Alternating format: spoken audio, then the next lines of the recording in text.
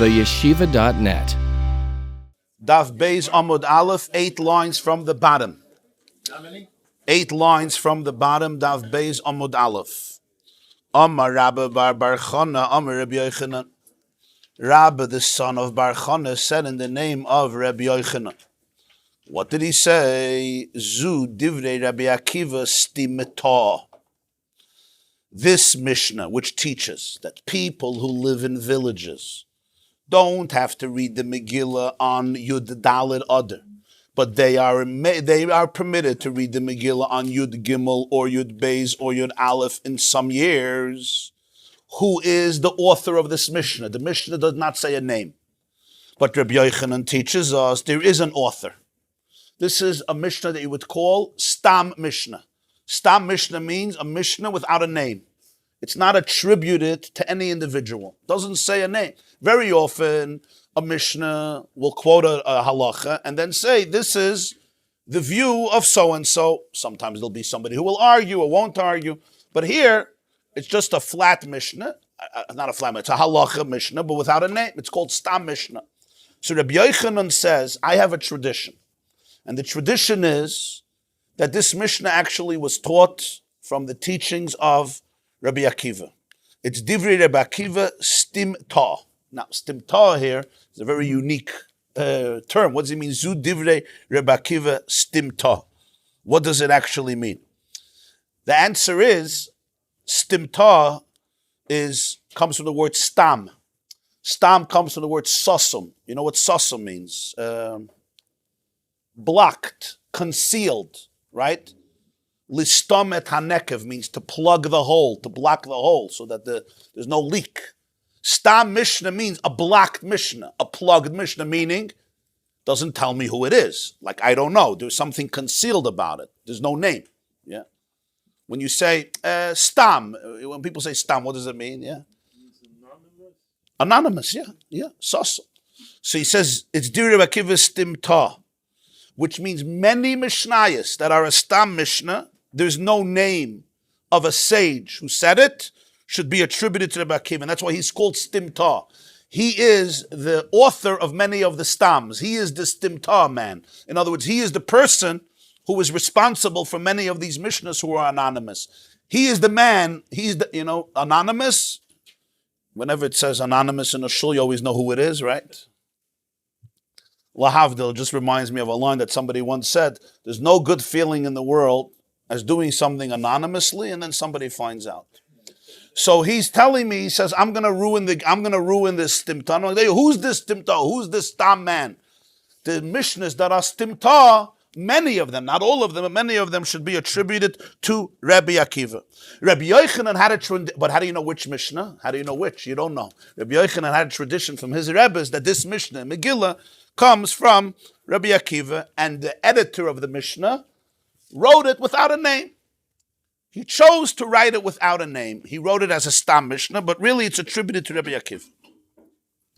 I just want you to take a look in Rashi, Stimta. It's an interesting Rashi. Stimta Harbe Stam Mishnah.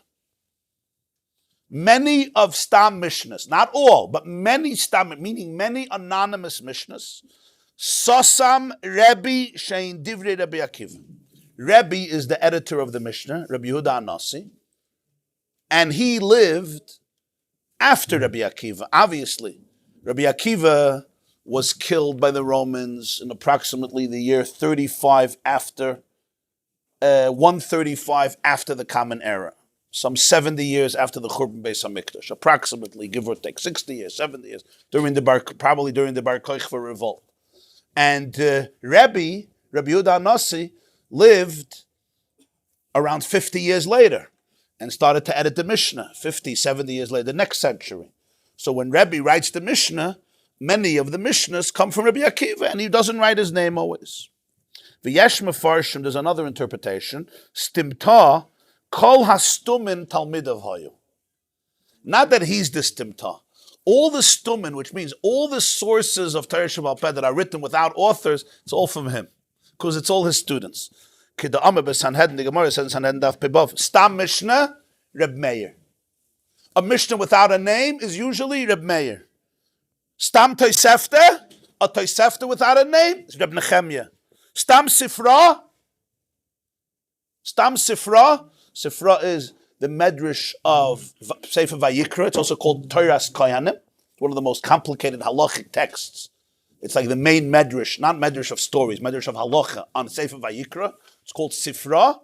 Who wrote it? Stam Sifra, Rabbi Yehuda. V'kulu stimtoi alibad Rabbi Akiva. They're all students of Rabbi Akiva. The Gemarah says in Masechta Yevamos, the famous Gemarah, 6 Tamach Beis, after the 24,000 students died, passed away between Pesach and Shavuos, Rabbi Akiva was left with nobody. Haya ha'olam shamem. And he went down to the south, and he found 5 Talmidim, and he learned with them, and Torah was rebuilt. These were the Talmidim. Stam Mishnah, Reb Meir. Stam Tosefta, Reb Nechemia. Stam Sifra, Rabbi Yehuda. Then I think you had Rabbi Yossi and Reb Shimon Bar Yochai. And from them, what? Rabbi Yehuda. Stam Rabbi Yehuda Bar Ilai. That's the klal. Stam Rabbi Yehuda in a Mishnah is Rabbi Yehuda Bar Ilai. So they built Torah. It's interesting. The 24,000 students, we don't know their names. We don't know even one name. The 5, everybody knows their name. Everybody, Yeah. The 5, everybody knows their name. Yeah. If they continue from the first year, the 24,000 were from Toihu. Leinagu covered Zebazah. Everybody was on their own. And the 5 were from Tikkun. And they have an impact till today. So what's Prat Rabbi Akiva's Timtai? Rabbi Akiva is responsible for all the stumas because he's their Rebbe. The Gemarah finishes, Kulu alibad Rabbi Akiva. Everything is the shit of Rabbi Akiva because the 5 boys, the 5 students who gave us Torah Shabbat are all his chevra, his disciples. Even if they didn't hear it, they were trained by him. He taught them how to think. You understand? A real Talmud, even when he doesn't hear from his Rebbe, he also heard from his Rebbe. Because it's his mahalach is his Rebbe's mahalach. Even when he argues, he's arguing according to his Rebbe's mahalach. Rashi says it's difficult for me to accept this. Shematzinu bekama mekaymes b'shem Rebbe Lezer bar Yossi stimtoy Rebbe Menachem bar Yossi stimstoy lekama pedek b'nei ha'ir, and they were not students. So therefore, to say that stimtoy means that you created the students who did it wouldn't work in these names. It sounds more that you yourself are the stimtai. Rabbi Akiva himself is the author. Not that Rabbi Akiva was the teacher of Reb Meir, and Reb Meir is the author of the Mishnah. You understand? But rather, from these Gemaras, it seems like stimtai refers to the person himself. Okay, so we're back to the Rashi's first interpretation, that this Mishnah should be a tribute to Rabbi Akiva. Says the Gemarah, did Darish, because Rabbi Akiva is the one who expounds the word L'kayim esimei Purim ha'ela bizmanehem. You remember L'kayim esimei Purim, Zman, Zmanom, Zmanehem. As Reb Shimon bar Rabbi said earlier in the name of Rabbi Yochanan, that this word should be expounded on 3 levels. Zman would mean observe Purim on time. Which time? The time of Yudalid and Tes Vav. That you have to observe these days during the right time. But for that it could have said Zman.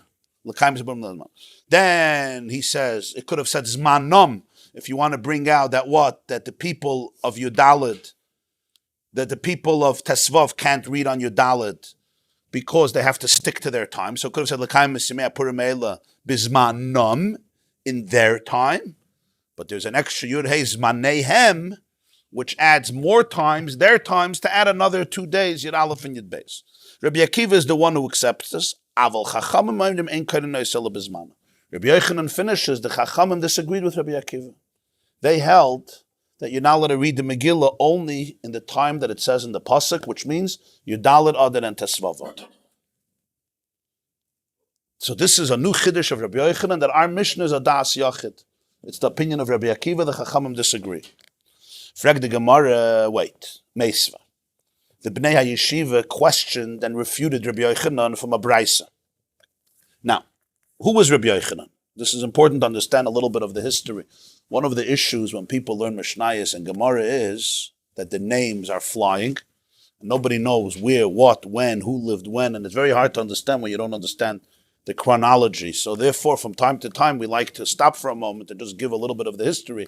Rabbi Yochanan was from the first generation of Amoraim who lived in Eretz Yisrael. He's the editor of Talmud Yerushalmi. And he lives after Rabbi Yehuda HaNasi. Right? He's the next generation. Rabbi Yehuda HaNasi is still from the generation of the Tanoim. He's the editor of the Mishnah. But then you go into the generation of the Amoraim, the first generation. You'll have people like Rav, you'll have people like Shmuel in Babylonia, and in Eretz Yisrael you'll have people like Rabbi Yochanan. These are people who live at the end of the third century, at the end of the 200s. The Churban Beis HaMikdash happened 70.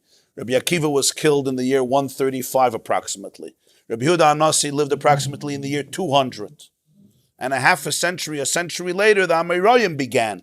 So Rabbi Yochanan is already an Amora, first generation, Eretz Yisrael, editor of Talmud Yerushalmi, but he's an editor of Gemarah already, on the Mishnayos. So Rabbi Yochanan is the one who's saying that this Mishnah comes from Rabbi Akiva, and the Chachamim disagreed with him. The Chachamim held, you can only read the Megillah in Yadalat Tesvav. So they turn to Rabbi Yochanan and they say, 1 second. We have a Braisa, Amar Rabbi Yehuda. A Braisa is something that's parallel to the Mishnah. The Mishnah was edited by Rabbi Yehuda HaNasi, but there were many manuscripts that didn't make it into the Mishnah. They made it into Brises, and they were edited by the colleagues of Rabbi Yehuda HaNasi, Rabbi Chia and Rabbi Shia. We have a Brisa that quotes Rabbi Yehuda, and Rabbi Yehuda is a very important source, because Rabbi Yehuda is one of the students of Rabbi Akiva, right? This is even before Rabbi Yehuda HaNasi. Rabbi Yehuda said, Ei Masai, when can the villagers read the Megillah before Yadalat Adar Bizman Shashanim Ketiknan? Only when the years are regular. V'Yisrael Shruyin Al Admasan, and the Jewish people are dwelling on their territory. Meaning, Rabbi Yehuda says something fascinating. The whole rule of the Mishnah has a time span. It expired. When did it expire? Abizman Hazeh. In our days, there's no Beis HaMikdash. The Jews are scattered. They're not in their land. Since everybody looks at the reading of the Megillah to figure out when Pesach is going to be, this whole halacha was canceled. What is Rabbi Yehuda saying? When the years were regular, and how would they decide Rish Chodesh? They decided Rish Chodesh by witnesses coming to Bezdin and testifying that we saw a moon last night. And let's say today is day 30, and 2 witnesses come to Bezdin and say we saw a moon last night, and Bezdin investigates them, and Bezdin makes sure it's authentic, and Bezdin makes sure that astronomically you could have seen the moon last night, and Bezdin says today is Rish Chodesh, Mekudesh, like we learned in Masechta Rosh Hashanah. You remember? So then what happens? Today becomes Rish Chodesh, and now you send out shluchim to all the Jews living in Israel and the diaspora to tell them when Rish Chodesh is, that today is Rish Chodesh, not tomorrow. Because if today is Rish Chodesh, it means, let's say it's Pesach. Pesach is going to be a day early. If tomorrow is Rish Chodesh, right? So then Aleph Nisan is not going to be today, it's going to be tomorrow. So Pesach is going to start a day later. So Pesach is going to end a day later. So you have to know when you're allowed to eat chametz or not. So they would send out shluchim everywhere. And usually by the time Pesach would come, before the day 15, the whole Eretz Yisrael was aware when Pesach is going to be. Not outside of Eretz Yisrael. That's why we have 2 days.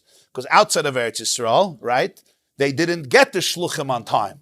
Why they couldn't send a WhatsApp is a good shaila. But you'll figure that out. They had to send shluchim. And if I was living in Australia or even living in Bavel in Iraq or living in Iran, the shluchim wouldn't come to me on time. Or if I was living in Spain or I was living in Portugal or I was living in France, the shluchim could not come on time. Or Rome, Italy. So what did I do? I had to do 2 days Pesach, always. That's why we do 2 days Pesach, 2 days Shavuos, 2 days Sukkot. Why? Because of this issue. The shluchim did not come on time, so therefore, Bavel, Babylonia? Babylonia, Iran, Persia, Rome, of course. Italy, of course.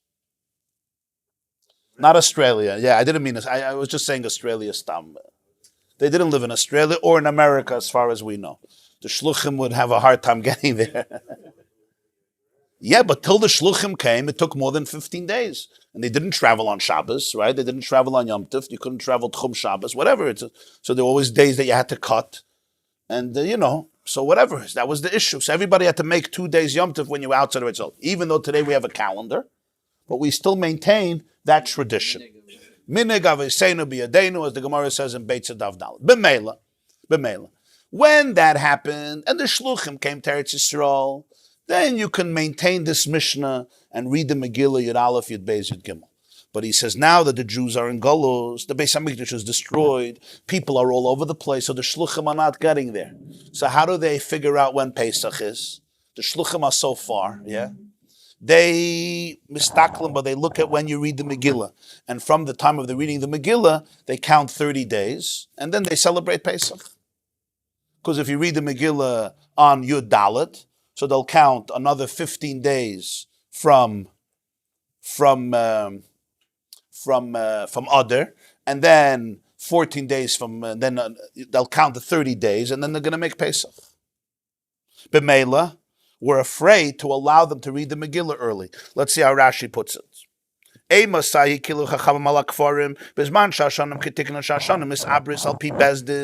The years become pregnant, meaning leap years. According to Bezdin, they would decide each year.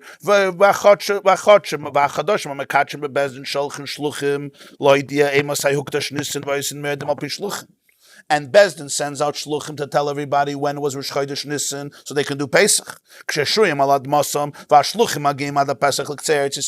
they're living in Eretz Yisrael, the shluchim will arrive to the edge of Eretz Yisrael before Pesach. So I don't care when they read the Megillah. I don't care if they read the Megillah Yud Aleph. All this stopped. And Jews are scattered. So the shluchim will not reach a significant amount of Jews because they're all over the place. They exiled. This all Rabbi Yehuda says. Hakel tzoyfen lemikra Megillah. Everybody looks at the reading of the Megillah. V'oimrim, they say, Yom Yudalit b'Adar Krinan HaMegillah. Nisharu la'Adar Tesvav Yom. Adar still has 15 days, right? Go. Tesvav Tezayin Yudzayin Yudchas Yites Chav Chav Aleph Chav Beis Chav Gimel Chav Dalet Chav Fei Chav Vav Chav Zayin Chav Ches Chav Tes. I have 15 days. Next, V'Tesvav Shal Nisan Oisen Pesach. And then you have 15 days of Nisan. Altogether, 15 and 15 is 30. On the day 30, you're going to have your Pesach. If you're going to let people read the Megillah earlier, Yasu Pesach l'soif shloshim yom shel kriya. They're going to do Pesach at the end of 30 days of reading the Megillah. V'nimtzu, so what? V'nimtzu oichlin chametz b'yamim achronim shel Pesach. They're reading chametz on the last days of Pesach. Because if you read the Megillah, let's say Yud Gimel, now you're going to count 30 days and then make Pesach. So Pesach is going to start a day early before it's supposed to start. It's also going to end a day early. It ends a day early. Your Isru Chag is really Achron Shal Pesach and you're busy eating chametz. Huh? Those who are responsible for the Korban Pesach, it's not an issue because this is all after the Churban. So there's no Korban Pesach. Besides, even if it wouldn't be just Derech Hagav, if they're making the Korban Pesach, they're in Yerushalayim, they're by the Beis HaMikdash, so they know when Pesach is because you don't need shluchim over there. You understand? Yeah, this is still the time that they're using the witnesses. They don't have a calendar. But the shluchim are not reaching Jews. Jews are now, the Romans scattered them everywhere. The shluchim can't even get there. That's what I said. Spain, Portugal, all these places, right? Italy. So they're not getting there. It's not the end of Eretz Yisrael. It's very far away. You got to go to Mediterranean. It could take weeks and months. Huh? Even though not the Beis HaMikdash is there, the Kiddush HaChodesh is there with witnesses, but the shluchim are not effective for many, many Jews. So what are Jews relying on? They need superficial, and there's no calendar. We have a calendar. They need artificial ways of determining was tutzach. So what do they say? They say, oh, it's Purim. Oh, so Purim. Okay, so 30 days for Pesach. That's how they do it. So they were very afraid, Rabbi Yehuda says, to play with that. Because then you could cause Jews to eat chametz. A Jew in a village, he's not a big scholar. He says, we're reading the Megillah today. Fine. So the Rebbetzin starts cleaning for Pesach, right? And she announces that Pesach is in 30 days. And really, it's Yud Aleph Nisan is Pesach. Yud Aleph Nisan is Pesach. It's the wrong Pesach. Ah? Bisman hazeh, so Rashi says, what's pshat bisman hazeh? Rashi says, Pasku kol eile v'Yisrael nifredu. It seems the Churban Beis HaMikdash, the destruction of the Beis HaMikdash, when Jews were scattered by the Romans all over the world, all over Europe, I should say. Not all over the world, all over Europe. And as a result of that, they canceled this halacha. This is what Rabbi Yehuda taught us. So yeah, the Anshe Knesset Agdela may have made this leniency, but we can't rely on it anymore because it's going to bring too much of a. It's going to create. It can create disaster. Very, very interesting. Very interesting. I'm just going to quote. This is how Rashi learns it. There is a problem with this Rashi. There's a challenge that some of the Mefarshim and the Rishonim bring up, and that's as follows. It's the Ravid's question. The Ravid asks on Rashi, he says, I don't understand. Why do you have to assume that people are going to make their calendar? I tried to answer it when I was saying it over, but I'll just tell you his question. Why are you assuming that people are going to define their calendar based on the Jews of the villages? Why don't you say they'll define their calendar based on the Jews of the cities? It's not like most Jews are doing a Yud Aleph, some Jews. That's what I thought. But Pashtos, because the people in the villages, especially, they're less literate and they're less educated. And it's a Chash Chametz, which is Karis. So, and the Jews but that's his question. That's the Ravid's question. Right, but Pashtos, that's what Rashi means. We're not worried for the Jews in the cities. But he says, it sounds like that they're going to look at this Megillah, right? They're going to look at this Megillah reading. Look at that other Megillah reading. You know that you're doing it earlier. Even the people in the villages, they know they're coming in early and they have a special dispensation. They know that everybody in the city is not joining them. They know that everybody in the city is reading it later. That's question number one. Yeah. Why don't you follow the main Kriyas HaMegillah? Yeah, that's his question. Another question is, he says, even the people in the villages, when do they do their Sudas Purim? On Yud Dalet. When do they do their Shalach Manas? On Yud Dalet. The Megillah they do Yud Aleph, Yud Beis, Yud Gimel. Right, so why does Mikra Megillah win? Why does Mikra Megillah win? Yeah, again, I would answer, because Mikra Megillah is public. The Suda is private. Mikra Megillah is public. But these are his questions. So the Ravid says that he understands the Gemarah differently, and he prefers the Pirush, the commentary of the Rif, over Rashi. The reason that we don't do the Megillah early now is for a completely different reason. And that is the expression of Yerushalmi, Mipnum Sheineim Shalaniyim Nesuos Lekriyas Megillah. It's because of the poor people. The poor people's eyes are looking up to the reading of the Megillah. And what that means is they all want Matanis Levyonim. And therefore they made it on Yudalit Adar because of the Aniyim, because of the poor people. What's the connection? So he says, the Ravid says like this, that today, Parnasa, when they're writing, when Rabbi Yehuda is speaking after the Churban, Rabbi Yehuda is saying this, there's very little livelihood. There's not a lot of money, and there's many, many poor people. When people give Matanis Levyonim, Yud Aleph, Yud Beis, Yud Gimel, it's not with the same breitkeit that they give on Yud Dalet, because, it's before L'chaim. Because there's no Sudas Purim. I'm just adding that. It's not the same oifen, because it's not a full Purim. It's not the real Yemei Simcha. So people don't give with the breitkeit, they give on Purim. So the poor people's eyes are looking up for Matanis Levyonim, so they canceled, fascinating, they canceled this halacha, so that you shouldn't give Matanis Levyonim Yud Aleph, Yud Beis, Yud Gimel, only on Yud Dalet, and then Veschissen Geld. That's what the Ravid says, and that's why they're going to read the Megillah Yud Dalet. That will be the day of Simcha, that will be the day of Matanis Levyonim. That's the Ravid's explanation in the Rif. Rabbeinu Ephraim explains the Rif, who says it's for poor people, that today, because people are so stressed out for Parnasa, today means Rabbi Yehuda's days, today too, but Rabbi Yehuda's days, people are so stressed out for Parnasa, if you give the Aniyim the money before Purim, Yud Aleph, Yud Beis, Yud Gimel, they're going to use it immediately. There's telephone bills, there's tuition, there's mortgages, there's rent, there's electricity, there's iPhones, and therefore comes Purim, they're already going to be broke again. And the simcha of Purim will be compromised. There won't be a Sudas Purim. There will not be drinking for Purim. And therefore, they make sure Matanis Levyonim, because they chap the money and they run. There's always stress. Those are different ways of learning the pshat of the Rif, but the whole yesod is that it's for the poor people.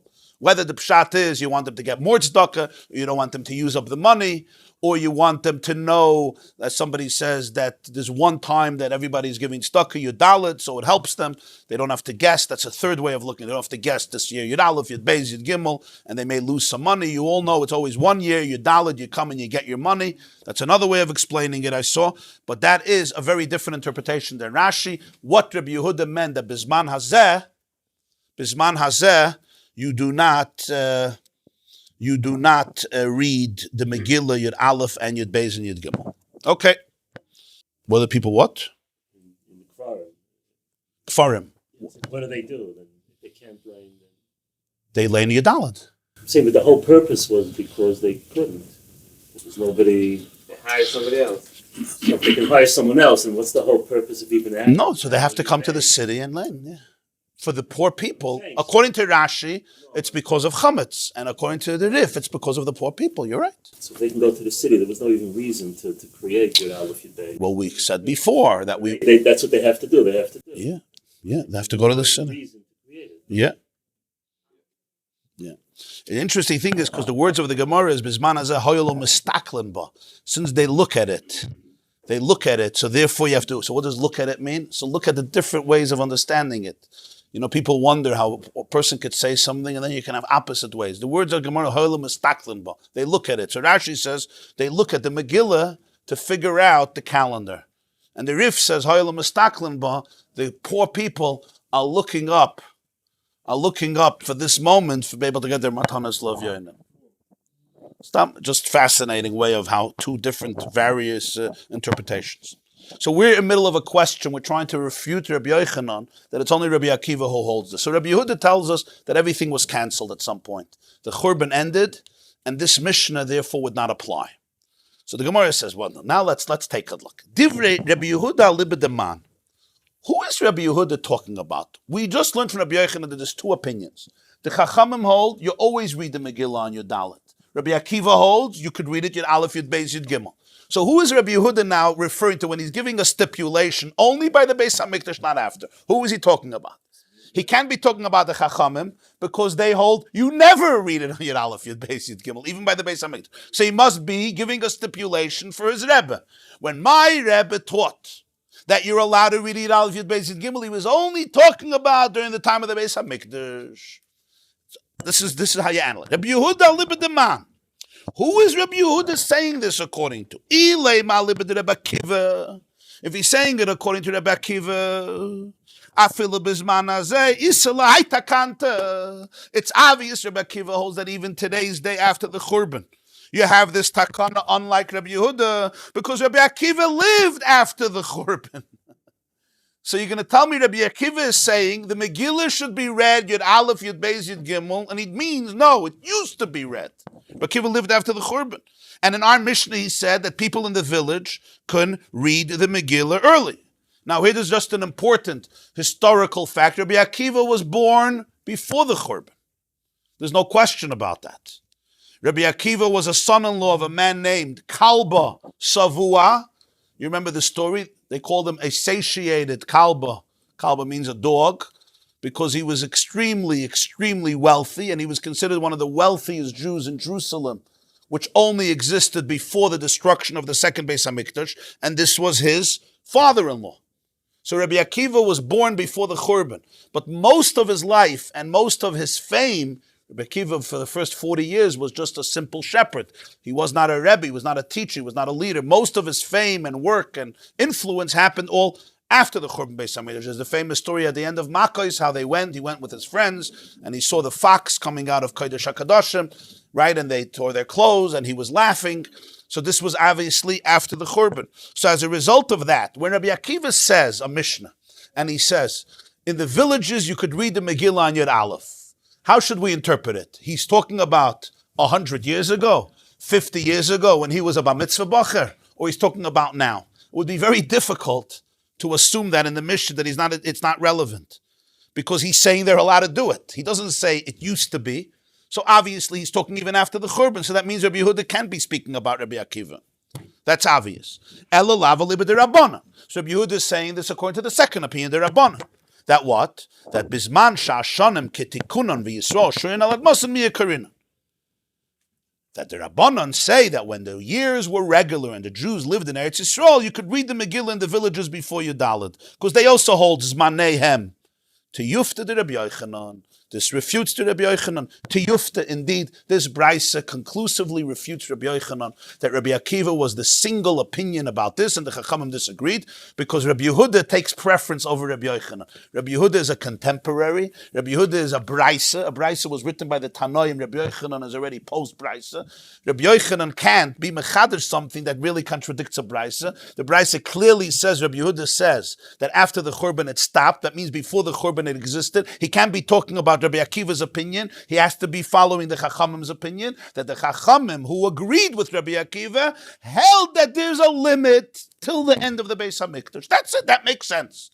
So this refutes Rabbi Yochanan's position that this is only Rabbi Akiva's Mishnah and it does not belong to anybody else because everybody else would disagree with it. Fine. Ikadamri. Other people say there's another version of this discussion. This conversation that happened, there's another version of it. Amar Rabbi Bachan, Amar Rabbi Yochanan. We're going to repeat it again now. Zu divrei Rabbi Akiva stimta. This is the opinion of Rabbi Akiva stimta.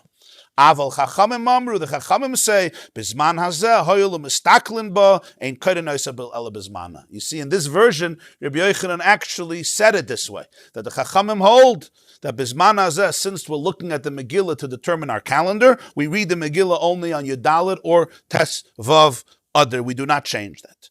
Tanya Nami Hachi. According to this version, we're now going to bring a support to Rabbi Yochanan. You see the difference between the two versions? In the first version, Rabbi Yochanan said, so to speak, the erroneous statement, and we refuted him. In the second version, they said, no, you misquoted Rabbi Yochanan. Rabbi Yochanan actually said this, and now we're going to bring a support. What's the support? We know the support. Amar Rabbi Yehuda, Masai bizman shashanam kitikunim v'yisrael shoyin alad masan. Aval bizman hazeh hoyelu mistaklim ba ein koirin oisa ela bizmana. And since Rabbi Akiva holds that you're allowed to read it even till today, so that means Rabbi Yehuda is talking about the Chachamim, and the Chachamim say that what?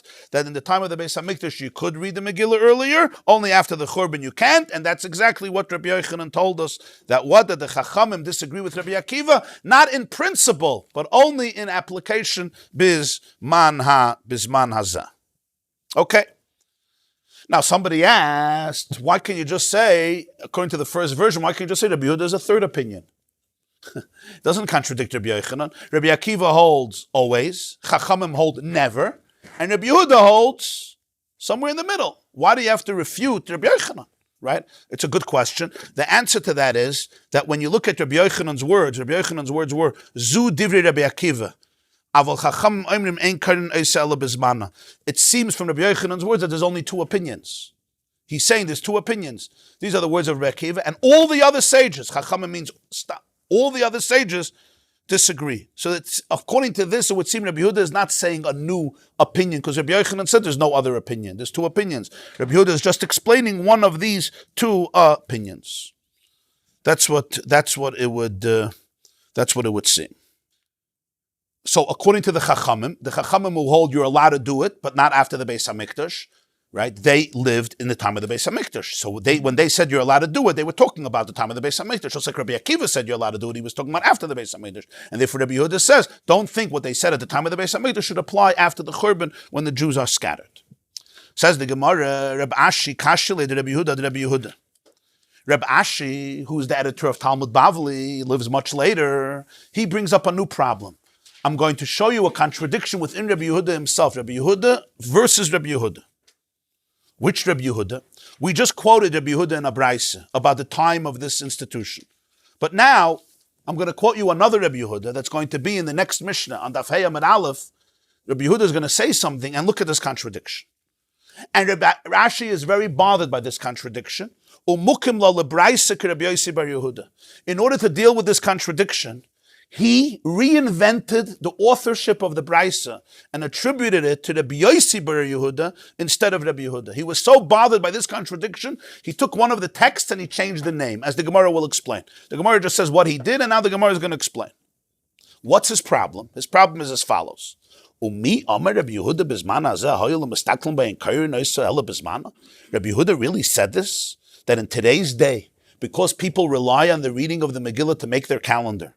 You read the Megillah only on time? You really believe he said this? Viraminu. I'm going to ask you a question which contradicts this. A Mishnah on Daf Hey, Amar Rabbi Yehuda said, quote, Ei Masai, when do the Jews in the villages read the Megillah earlier? When Makom shenichnasin b'sheni u'b'chamishi, in a place when they actually go into the cities on Monday and Thursday, because the courts have been established to sit in the courthouses on Monday and Thursday, and therefore they go in order to deal with all of their disputes and their questions and arbitration and arguments and civil disagreements, etc. But in any region where they don't have this minhag of going in on Monday and Thursday, then there's no reason to make it earlier. So they should read the Megillah only in the right time. Why? Because what are you gaining by giving them a separate day? The reason I'm giving them a separate day, Monday and Thursday, because they're going in anyway. But they're not going in anyway. So why don't you just tell them they have to go in specially? So if they're going in specially, let them go in on the right day. This is Rabbi Yehuda's distinction. Now let's think about this. He made a distinction between places that they go into the city on Monday and Thursday, and they don't. What do we see from here? That makom shenichnasin b'sheni b'chamishi miyakarina. In a place where they do go in on Monday and Thursday, you do read the Megillah before Purim. V'afilu b'zman hazeh. And even in Zman hazeh. Even b'zman hazeh. What's the proof that it's even b'zman hazeh? Because, as the Teves Harosh says, because look at his language. His language is makom shenichnasin, in the present tense, a place where they enter, like he's talking now, a place where they have this minhag presently, they could read the Megillah earlier. He doesn't say, Makam shahayu nichnasin, in the past, where they had this minhag. He's not speaking about theoretical halacha and the theoretically in the past. He's talking about now. So what do we see from here? We see from here clearly that Rabbi Yehuda maintains that there is still a situation where people from villages can go into the city Monday and Thursday, and then they could read the Megillah earlier. This Mamish contradicts, this Mishnah contradicts the Brisa we just quoted to refute Rabbi Yochanan, that Rabbi Yehuda believed that after the Churban Beis HaMikdash, including his era, because he lived after the Churban, he was a student of Rabbi Akiva, for sure he lived after the Churban, for sure there's no heter to read the Megillah before you Daled. This is Rabbi Ashi's problem. Rabbi Yehuda in the Mishnah, Rabbi Yehuda in the Brisa. Umukim lo leBrisa, Rabbi Yossi bar Yehuda. So Rabbi Ashi says the Brisa's text is wrong. It's not Rabbi Yehuda who said that after the Churban it was cancelled. It's Rabbi Yossi, the son of Yehuda. Frek the Gemarah, fascinating question. Mishum de kashaled Rabbi Yehuda, mukim lo leBrisa, Rabbi Yossi bar Yehuda. That's how you deal with texts. When you have a problem, you start changing texts. You can't work this way. You have a problem. You have a contradiction of two sources. So that's why Reb Ashi has the ability to take a brisa, erase one name, and put in a new name. Is that what you do? Mm-hmm. In other words, what's the Gemarah really saying? The Gemarah is really saying, what do you want from Reb Ashi? Says there's a big problem here. I'm trying to protect the integrity of the Chazal and the understand what they're saying. But the truth is, Reb Ashi, to change a text is very audacious.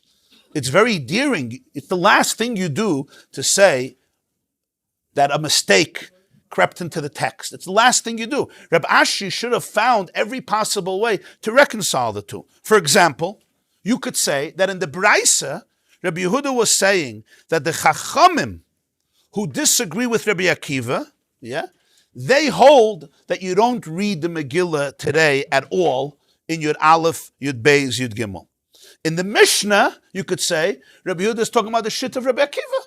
That even Rabbi Akiva who holds that you're allowed to do it Bizman Hazeh, it's still only in places where they go into the cities on Monday and Thursday. That way, you made peace. You could say the Brisa is talking about according to the Chachamim, who Bechlal cut it off after the Churban, and the Mishnah is talking according to Rabbi Akiva, who continues it, but there's a stipulation.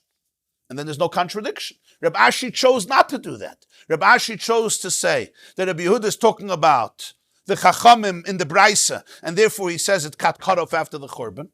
But then suddenly here, in the Mishnah, he says it still exists after the Churban, and therefore there's a contradiction. You could have said, the Brisa was talking one view, and the Mishnah is talking another view, and then you could leave the name. Another thing you could say is, there's a machlokes tanoim in Rabbi Yehuda. Sometimes our Rebbe had two students. Yeah, they heard the same shir, but they heard different things. It happens. It happens. You could say two students. One quoted Rabbi Yehuda in the Brisa, one quoted Rabbi Yehuda in the Mishnah, and two opposite traditions. In the Brisa, he believed the minhag got cut off, and in the Mishnah, he believed it still existed with certain conditions. Why go change a text when you don't have to, even if it's bedoichik? We know it's not so geschmack, but it's better than deleting a text. This is not, because this is the most important, maybe one of the 5 most important principles in learning Gemarah is that for the Chazal and the sages of the Gemarah, the most important quality, or at least one of the top qualities, was intellectual integrity. That was the key. Nothing has to fit in the way I want it to fit in. I'm looking for the truth. And for this, they would fight till the end. And then you have to ask these questions. Maybe you didn't learn that you have to ask these questions, but here you see it. Okay? No, we understand that Anshe gave a dispensation. But if the dispensation is creating catastrophe, or could create a catastrophe, like eating chametz on Pesach, we're going to do away with the dispensation. They're not undoing the Anshe Knesset HaGedolah. They're saying we're not relying anymore on the leniency that they gave us. That we're not doing. Because they did not foresee, or they didn't have this problem that we have. Nobody was using the Megillah as a calendar to determine Pesach.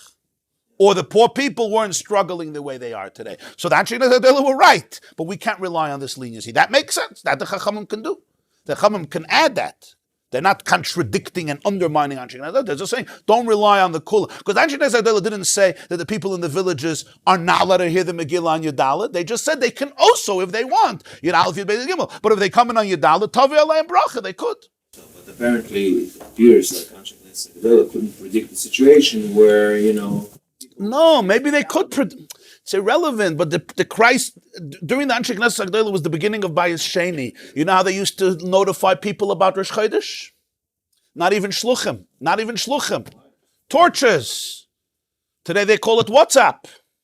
In 6 seconds, everybody knew. 10 seconds, 20 minutes. They went on the mountain, Hara Mishcha, you went on Hara Zeisim, you lit torches, the next mountain. In Rosh Hashanah, we mentioned all the mountains, all the way till Iraq. It was a fascinating minhag. The torches would go up all the way till Iraq. A few minutes later, the Jews in western Iraq or northern or southern Iraq knew when Rosh Chodesh was from the torches. Slow internet, yeah. DSL, what was it called? Yeah. So there was no issue then. The issue becomes much later when they have to make shluchim because of the tzdukim who are deceiving people. They're making torches on the wrong night. They're lighting torches. So they have to send shluchim who you can investigate. And then you have a situation where there's b'chal no shluchim. Even if they're being sent, they're not arriving. So the Gemarah says as follows. That's my point. You're not relying on the kula anymore because it's not a kula, it's a chumrah. If they're going to be eating chametz on Pesach, it's not a kula. And for the Gemarah, Reb Ashi Shmiel the Ikke the Tani like Rabbi Yehuda, Ikke the Tani like Rabbi Yossi bar Yehuda. Reb Ashi was not reinventing a text. Reb Ashi heard that this brisa is quoted by some in the name of Rabbi Yehuda, but by some in the name of Rabbi Yossi bar Rabbi Yehuda. Now this is fascinating. When you see that he changed the text, he didn't change a text. He was following one version of the text. There were 2 versions. And because he had a contradiction from the 2 Rabbi Yehudas, Omar, he said to himself, Man the Tani like Rabbi Yehuda lav dafka. Man the Tani like Rabbi Yossi bar Yehuda dafka. The one who had this brisa in the name of Rabbi Yehuda, he wasn't medayik. He heard the father's name and not the son. He heard the father's name and not the son's name. Rabbi Yossi bar Yehuda, he heard Yehuda. Oman the Tani like Rabbi Yossi bar Yehuda dafka. The one who quoted Rabbi Yossi bar Yehuda as the author of the Bible, that's dafka. That is meticulous. So it's not that Rabbi Ashi invented a new name. He wouldn't do it. Unless you're desperate. You don't do this. It's not the right way to do it. Find a solution. But rather, it only helped them determine which version of the versions that pre-existed were authentic. So basically it's a mistaken shmiyah. Yes. Yeah. In other words, since you anyway have to reconcile between one of the two versions, it's much better to choose the version of Rabbi Yossi, and then you get rid of the contradiction, than choose the version of Rabbi Yehuda, and then you have to manipulate the brises to make it work. It's intellectually, it's a more glatte, it's a more smooth version. Clear? Claude? Make sense? Huh? Beyond sense? Okay, we'll continue Sunday. We're going to have a shir on Sunday, 8:45 a.m. This Sunday. Gemarah 8:45. Yeah. Torah 8. Monday, Tuesday, I'm in California. Yeah. Wednesday we'll resume, but Sunday we're going to have a shir. If you can't come Sunday, it's also live streamed on the yeshiva.net, so you can watch it then or later. Have a wonderful day. A good Shabbos to everybody. Wouldn't the people in the Chaim make the same mistake as the Kvar? But they're doing it as well. It's about today's problem. 40 days later, it's the same issue. As the Kvar coming in, you're the Aleph and you place. So the fact that Mordechai made it Tezvav. You mean Tezvav? You mean they'll make Pesach later? You're saying they'll make Pesach later? So it's the same issue. If you're going to make Tezvav, then make the Kvar and get Aleph and place. They won't have the issue too. Because like we said, they'll go to what the people in the Megillah do. Making Pesach earlier is actually not a problem. Makes Pesach later is a problem. They're going to make Pesach later. He's saying that Tezvav is a problem. Yeah, they're going to make Pesach later. You're saying that they should have canceled Tezvav. Shouldn't have instituted Tezvav. No, when they instituted it wasn't a problem. I told you there were torches. Yeah, but for later then, because what he did it, he wrote it down for later generations, for everyone. Not just Knesset Guitel maybe did it for them, but he did it for all time. Again, you're saying Tesvav is a problem the other way. Tesvav is a problem the other way. They should have canceled Tesvav. The question is why this 30-day between the Chagim is crucial at all? Who invented that's 30 how they days? counted. No, technically, the Meiri asks another question. He says when Purim is Chol on Shabbos, even after the Churban, everybody reads on Erev Shabbos. So you could make a huge mistake. The whole reason you're not reading on Shabbos is because people will come to carry on Shabbos, but now they'll count the Megillah from Yud Gimel, the Pesach from Yud Gimel, and they'll eat Chametz. So they should have let them read the Megillah according to this Megillah on Shabbos. So the Meiri says, because whenever it's because of Shabbos, it has a koil. It has a... People know Shabbos. They understand. And especially that the Krachim are still reading on Tesvav. They're reading on Sunday. 2019, let's do it. Oh, so maybe you could say that for your Chaim too. They'll say, we know that. The only thing I would say is as follows, to answer your question. The people in the city, not everybody's reading on Tesvav. Only Jews who are in fortified cities. In my city, we're not reading on Tesvav. So they know that Purim is Tesvav. So if they're counting from there to Pesach, they have to count 29 days because it's one day later. The problem is the villages. They come into the cities, right, where they all read on Yudalit. So when they're reading in the city over there, you could make a mistake. In other words, there's no confusion from Tesvav because Tesvav was always Tesvav. Purim was a day later. You understand? By the Kvarm it changes. Some years it's Yudalit, some years it's Yud Gimel, some years it's Yud Beis, and it's always in the cities. They're doing it in the shuls in the cities. So over there, it's more shaykh to confuse. In the Krachim, Purim is another day. It's like nobody's going to make a mistake to count 30 days from Chanukah. Why not? Because Chanukah is Chanukah. You don't count 30 days. Tesvav is Tesvav. It's every year Tesvav. It's only 29 days to Pesach. And it never changes. But the Kfarim, 1 year Yudalit, 1 year Yud Gimel, 1 year Yud Beis. So they'll rely on their Megillah. They'll rely on the Megillah because a lot of times you could rely. If your Dalit is Monday, you could rely. If your Dalit is Thursday, you could rely. But he does ask, the Revola says that they'll know because you go to the cities and they'll know. That's what the Ravid says. That's why he brings the idea of the Aniyim, the idea of the poor people. Yeah. How does it work? If I live in a and I come to okay, we'll see. That's a ganze lebedike sugya. Pesach, like 2 days, one day when you go to the... It's very practical because people go Purim today. They go to a Suda, their parents in Yerushalayim. They go from Tel Aviv to Yerushalayim or from Ramat Beit, whatever. It's a very practical shaila. Yeah. It's the same as going there to Israel. Let's say Pesach, you have 2 days and 1 day. Yeah. This class is brought to you by theyeshiva.net. Please help us continue the classes. Make even a small contribution at www.theyeshiva.net/donate.